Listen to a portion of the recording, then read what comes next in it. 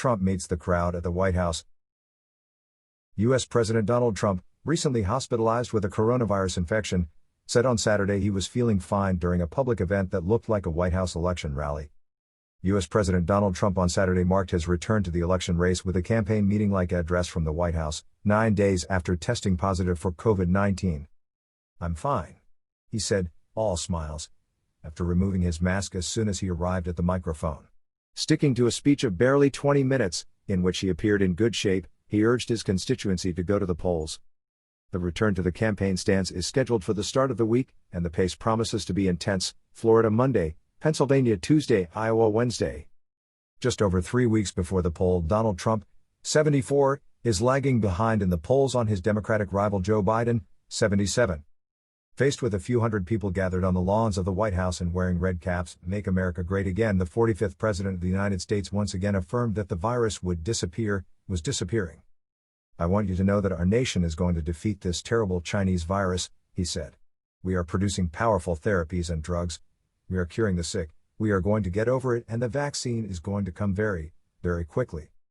The state of Donald Trump's health remains shrouded in a certain mystery as the communication from his doctor Sean Conley, apparently especially keen to please his famous patient, has been opaque and not very rigorous.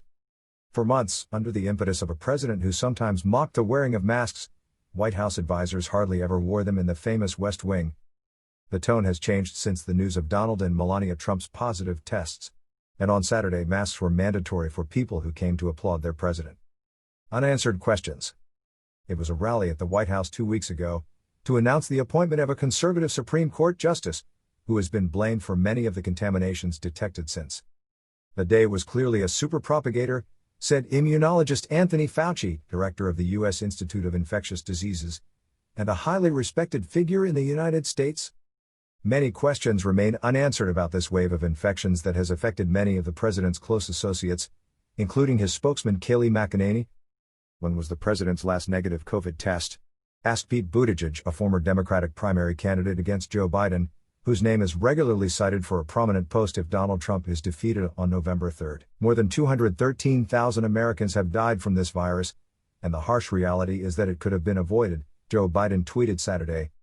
The former vice president of Barack Obama, who is now nearly 10 points ahead in national polls and has also consolidated his advantage in voting intentions at the level of the decisive states for the election, continues his campaign at his pace.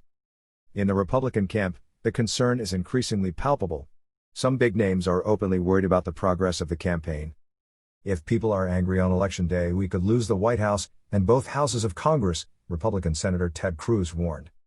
"It could be a bloodbath for the grand old party," he added.